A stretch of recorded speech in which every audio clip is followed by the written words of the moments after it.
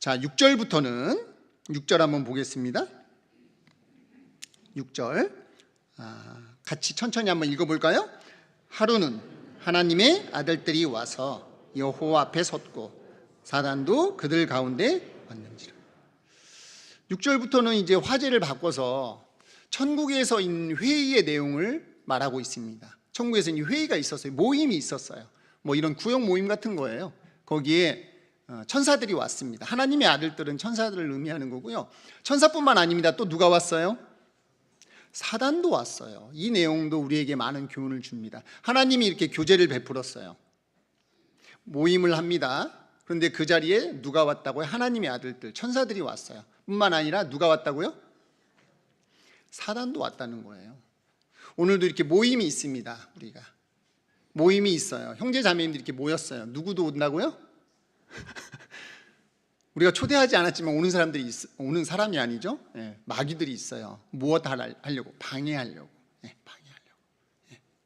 마귀들은 저기 나이트 클럽이나 이런 죄 짓는 곳에는 없을 것 같아요. 제 생각엔. 왜죠? 거기는 이미 그들의 편이 되었어요. 그렇죠? 할 일이 없어요. 마귀들은 어디에? 이곳에, 할 일 많은 곳에, 유혹할 거 많은 곳에 있는 거예요. 그런데 중요한 건 부르지도 않았는데 항상 온다는 거야. 부르지도 않았는데. 참석률이 좋아요. 형제 자매님들 오늘 주일입니다. 11시에 오셔야 됩니다. 오늘 구역 모임입니다. 오늘 교구 모임입니다. 광고 보내고 또 카톡하고 거의 다 오시지만 안 오시는 분들도 계시잖아요. 그런데 거기에 누가 온다고요? 사단이 와요. 우리보다 부지런한 겁니다. 자, 사단과 하나님과 이야기를 합니다. 하나님이 욥을 칭찬해요. 너 욥 봤어? 너 욥을 집중해서 봤니? 라고 8절에 이야기하거든요. 집중해서 봤니? 마귀가 말합니다. 하나님이 욥이 신앙생활 잘하는 거 너 봤지? 알지? 욥과 같은 사람이 없어. 이렇게 욥을 칭찬해요. 그러니까 마귀가 이야기해요. 하나님, 욥이 신앙생활 잘하는 이유는 하나님이 모든 좋은 것을 공급해 주시잖아요. 그에게 부도 주셨죠. 자녀 주셨죠. 믿음 주셨죠. 모든 것을 공급해 주시니까 그가 잘할 수밖에 없는 거 아닙니까? 9절 제가 읽어드릴게요. 사단이 여호와께 대답하여 가로되 욥이 어찌 까닭 없이 하나님을 경외하리이까? 10절 주께서 그와 그 집과 그 모든 소유물을 사늘로 두르심이 아니니까 주께서 그 손으로 하는 바를 복되게 하사 그 소유물로 땅에 널리게 하셨음이니이다. 널리게 하셨다라고 했어요. 하는 일마다 하나님께서 복을 주시니 욥이 신앙생활을 잘할 수밖에 없죠. 그렇게 이야기를 해요. 그리고 사단이 이렇게 얘기합니다. 아마 하나님이 도와주시지 않으면 그거 다 뺏어버리면 하나님 욕하고 하나님 떠날걸요. 그래서 하나님은 사단에게 욥을 테스트하기를 허락합니다. 11절 천천히 함께 읽어보겠습니다. 이제 주의 손을 펴서 그의 모든 소유물을 치소서. 그리하시면 정령 대면하여 주를 치소서라고 했어요. 치소서. 그래서부터 이제 욥의 고난이 시작되는 겁니다. 하루에 10명의 자녀를 잃게 돼요. 상상 한번 해보세요. 하루에 한 명의 자녀가 아닌 10명의 자녀.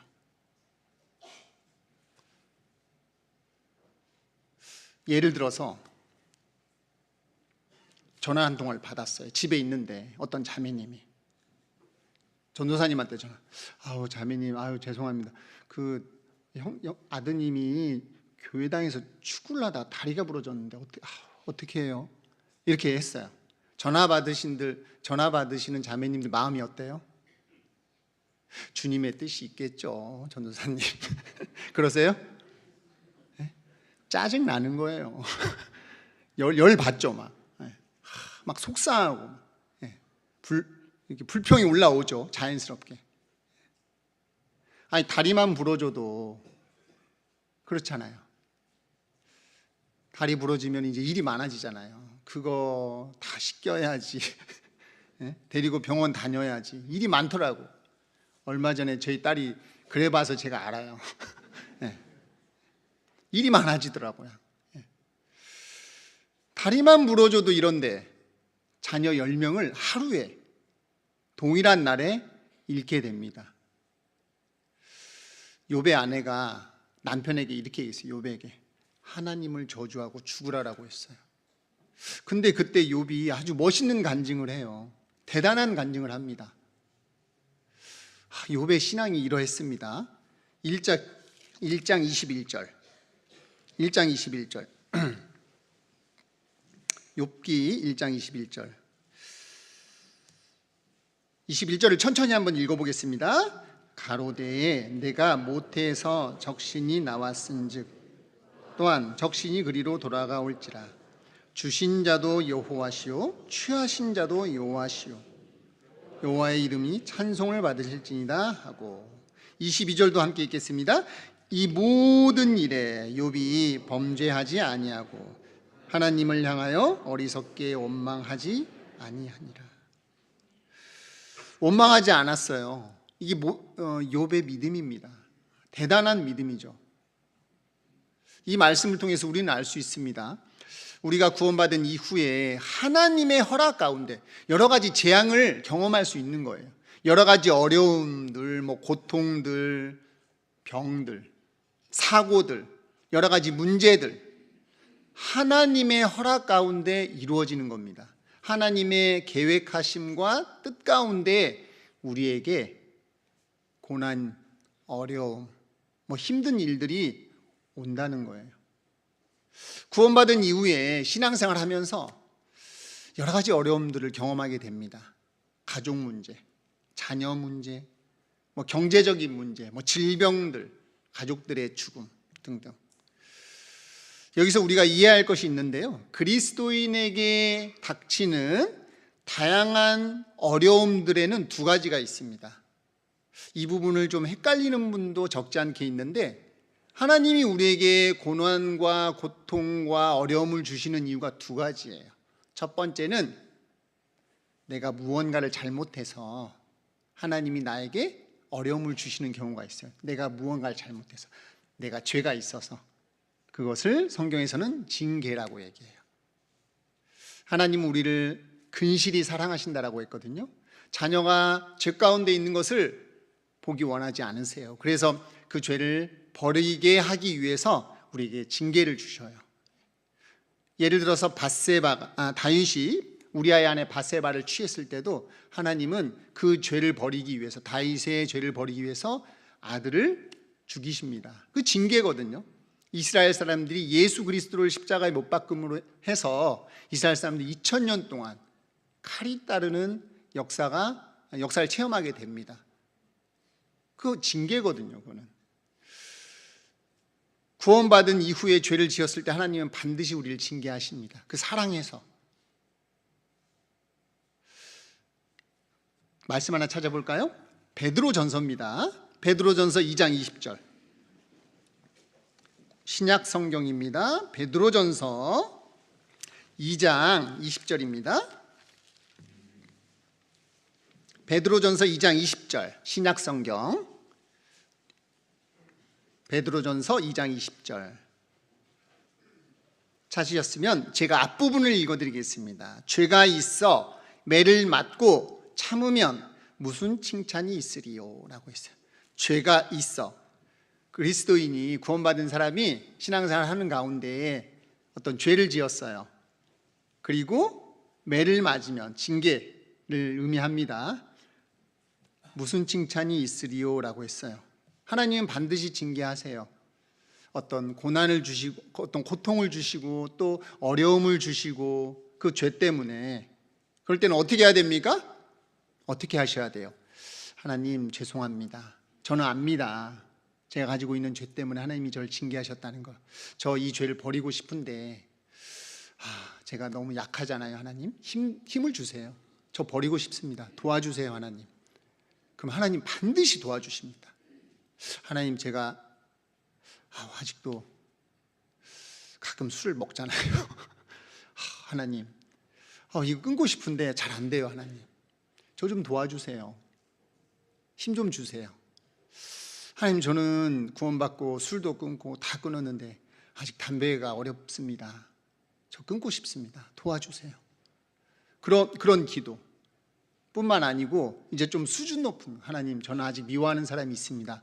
교회 안에서 우리 그 교회 그 자매님 너무 싫어요. 저하고 너무 안 맞아요. 제가 아직 이렇게 어립니다. 약합니다. 하지만 사랑하는 마음 주세요. 그러면 하나님 또 주시더라고요. 그런 기도 가운데, 회개 가운데 하나님께서는 회복시켜 주세요. 회복시켜 주세요. 하지만 뭐는 없다고요? 뭐는 없다고요? 성경에 뭐라고 했습니까? 뭐가 없다고요? 무슨 칭찬이 있으려? 상은 없어요. 상은.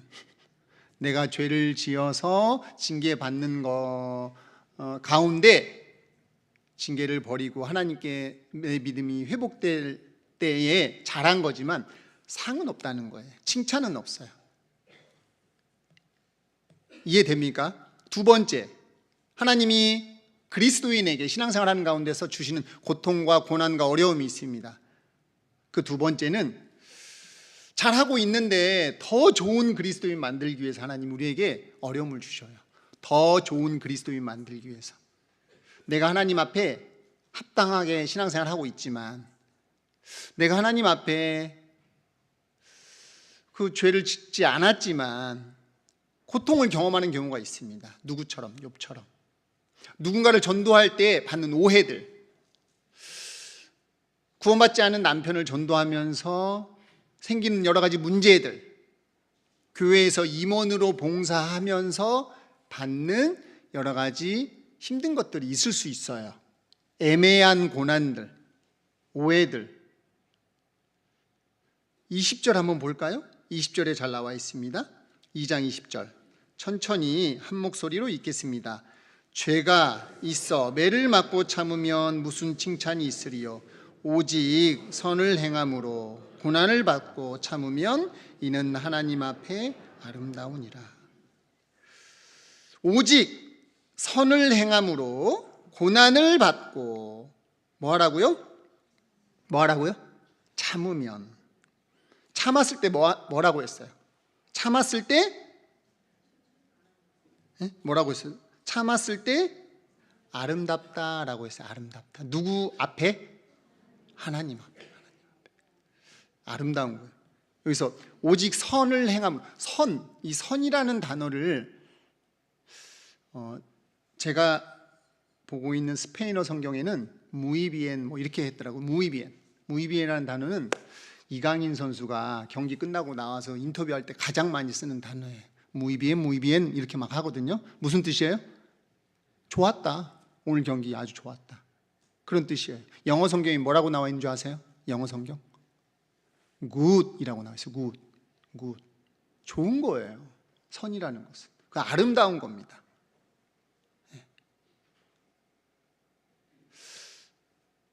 참으면 뭐라고요? 아름다운 게 되는 거예요. 굿이 되는 거예요. 브라질 사람들은 이 내용을 에스타봉이라고 하거든요. 에스타봉. 그걸 줄여요. 그래서 뭐라고 하는지 아세요? 브라질 사람들은 따봉이라고 해요. 따봉. 따봉이 오렌지 이름 아닙니다. 매우 좋다 라는 뜻이에요. 따봉이. 참으면 뭐라고요? 아름다운 게 되는 거예요. 참으면 굿 되는 거예요. 참으면 따봉인 거예요. 제가 어느 날 오래전인데 한의원에 갔어요. 한의사가 진맥을 이렇게 하더니 한숨을 쉬시더라고. 한숨을 한숨을 2번 쉬시더라고. 그래서 제가 무슨 문제가 있습니까? 그랬더니 저한테 요즘 많이 힘드시죠? 그러더라고요. 제가 저한테 요즘 기쁜 일 없으시죠? 이렇게 얘기하시더라고요. 선생님께서. 제가 그랬습니다. 저 항상 기쁩니다. 저 행복합니다. 말씀드렸어요. 선생님께서 저한테 혹시 종교인이세요? 그러더라고요. 그거 직업병이에요. 네? 저한테 그리고 이렇게 얘기하셨어요. 참지 마세요. 참으면 병됩니다. 화도 좀 내시고 풀어야 돼요. 그냥 꾹 참고 그러면은 큰일 납니다. 저한테 이렇게 얘기를 해주셨어요. 잠깐 저도 흔들렸습니다. 이거 뭐 좀 엎어야 되나, 욕 좀 해야 되나. 잠깐 흔들렸다. 이 말씀을 보고 뭐라고요? 참으면 아름다운 거라고 했어요. 참으셔야 돼요. 참으셔야 돼요. 근데 아름다운이라 앞에 뭐예요? 하나님 앞에. 사람들은 참는 사람들을 더 이용해 먹어. 세상 사람들은 그래요. 그리고 안 좋게 얘기합니다. 아우 바보같이 참고 있어. 네. 저 세상 어떻게 살려나. 그렇게 오해하고 비하합니다. 참는 사람을. 세상에서는 그래요. 세상에서는. 그런데 뭐라고 했어요? 하나님 앞에 뭐라고요? 아름다운 거예요. 하나님 앞에. 하나님 앞에 아름다운 것이 가장 아름다운 거 아닙니까? 네. 아무 일도 일어나지 않아요. 참았다고 해서. 교회 안에서도 마찬가지입니다. 교회 안에서도. 교회 안에 있으면 참을 일이 많아요, 적어요? 많아요. 교회를 오래 다니면 다닐수록 참을 일이 줄어들까요, 많아질까요? 많아집니다. 봉사를 조금 할 때는 참을 일이 조금밖에 없어요. 봉사를 많이 하면 할수록 참을 일이 줄어들어요, 많아져요? 네? 많아져요. 많아져. 네. 부엌에서 봉사 안 해보셨어요? 네? 부엌에는 항상 두 파가 있잖아요. 두 파. 소금파, 간장파. 네. 그런 거 안 알려줘도 멕시코 사람들이 그걸 어떻게 다 배워가지고 멕시코 교회도 두 파가 있어요. 네. 네. 소금파, 간장파. 이렇게 싸워 이렇게 막. 소금으로 간해야 된다. 간장 맛은 똑같아요. 그 맛이에요. 근데 다투고 있더라고. 참아야 됩니다. 고린도후서 6장 10절에 이런 말씀이 있더라고요. 근심하는 자 같으나 항상 기뻐하고. 근심하는 자 같아요. 그리스도인 형제 자매님들 항상 고민해. 누굴 전도할까? 어떻게 할까? 이번에 봉사는 어떻게 해볼까? 근심해. 근심하는 자 같으나 항상 기뻐하고. 사도 바울이 고린도 성도들에게 그렇게 얘기했어요. 그것이 진정한 행복입니다. 이해하셨습니까? 신앙생활 하다 보면 애매한 고난들, 이 하나님의 허락 가운데 우리에게 주어집니다. 열심히 신앙생활을 하려고 하는 가운데 어려움이 올 수 있어요. 때로는 신앙생활을 더 성장시키기 위해서 더 열심히 하려고 했지만 어려움을 경험할 때가 있습니다. 또 어떤 분들은 어려운 길을 스스로 선택하는 분들이 있어요. 고난을 스스로 선택하는 분들이 있어요. 고난의 길을. 히브리서 한번 볼까요? 11장. 히브리서 가까이에 있죠? 신약성경 히브리서 11장. 히브리서 11장 25절입니다. 좀 더우셔요? 그쵸? 아니 더워 보여서 조시는 분은 없습니다. 네, 좀 더우신 것 같아서. 죄송합니다. 히브리서 11장 25절. 히브리서 11장 25절입니다. 천천히 한번 같이 읽어볼까요? 도리어 하나님의 백성과 함께 고난 받기를 잠시 죄악의 낙을 누리는 것보다 더 좋아. 어떻게 더 좋아할 수 있죠? 지금 모세에 대한 이야기입니다. 모세는 직업이 왕궁에서 일하는 사람이었어요. 그 당시 최고의 나라의 왕궁에서. 그런데 스스로 고난의 길을 선택했어요. 이스라엘 사람들과 광야에서 고난받는 것을 스스로 선택했어요. 더 좋아하고. 저 한번 보세요. 요즘 서울중앙교회는 많은 임원들을 이렇게 선정하고 이런 기간입니다. 거의 다 끝났어요. 그래서 거의 발표가 되었어요. 한 달 동안 많은 고난 가운데 전도인들이 계시더라고요. 형제님, 내년에 한숨을 막 쉬셔요. 안 하시려고 하시더라고요. 이런 분은 거의 없습니다. 목사님의 전화를 제가 기다렸습니다. 저 준비됐습니다, 목사님. 하겠습니다. 이런 분들은 거의 없으신 것 같고 대부분 어렵습니다. 힘듭니다. 예. 보통 그렇거든요. 예. 그런데 모세는 어떻게 했어요? 스스로 선택했다니까요. 더 좋아했다라고 했어요. 26절 한번 보겠습니다. 26절 천천히 함께 읽겠습니다. 그리스도를 위하여 받는 능욕을 애굽의 모든 보화보다 더 큰 재물로 여겼으니 이는 상 주심을 바라보니라. 지금은 보이지 않지만 하나님 만나서 받을 상 생각하면서 지금 어려움을 스스로 선택하는 거예요. 그는 편하게 바로의 공주로 왕궁에서 살 수 있었습니다.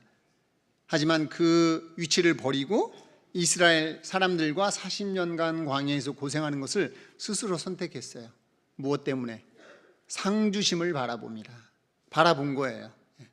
예수님의 제자들, 초대교회의 사도들, 하나님의 복음을 전하기 위해서 많은 고난을 받았습니다. 그건 징계가 아니에요. 스스로 고난을 선택한 겁니다. 그리스도인에게 하나님은 고난과 고통과 어려움을 허락하셔요. 그 고난과 고통과 어려움은 크게 두 가지인데, 첫 번째는 내가 지은 죄 때문에 받는 고난, 두 번째는 하나님께서 나를 더 좋은 그리스도인 만들기 위해서 주시는 고난과 고통이 있다라는 거예요. 전 생각해 봤습니다. 3,500년 전에 그 우수라는 땅이 매우 컸더라고요. 그 지역에 욥이라는 사람에게 하필 왜 하나님이 그런 엄청난 고난을 허락하셨을까? 아니, 욥 말고도 많은 부자가 있었을 거고, 욥 말고도 많은 신앙생활 잘하는 사람이 있었을 거고, 많은 사람들 중에 왜 하필 욥일까 생각해 봤습니다. 제가 내린 결론은 욥은 부족할 게 없는 사람이었어요. 모든 걸 다 가진 자, 그 지역에서 가장 부자였죠. 그 지역에서 신앙생활도 매우 잘한 사람이었죠. 자녀에 대한 복을 받았죠. 많은 재산도 있습니다. 많은 가축들, 욥의 땅들, 그리고 명예가 있었던 사람입니다. 한 인간으로서 가질 수 있는 모든 것, 마치 솔로몬처럼 모든 걸 가진 사람이었어요. 물론 생활 가운데 있는 소소한 어려움은 있었을 거지만 하나님은 욥을 더 훌륭한 그리스도인 만들기 위해서 욥이란 사람을 택해서 고난을 허락하셨던 겁니다. 그 믿음을 더 성장시키기 위해서. 하나님께서는 누구에게나 더욱 큰 감사와 은혜를 얻기를 원하세요. 그리고 하나님은 여러분들의 신앙을 한 단계 성장시키기를 원하세요, 항상. 그래서 고난이 필요하다는 것을 알고 우리에게 자꾸 고난을 주시는 겁니다.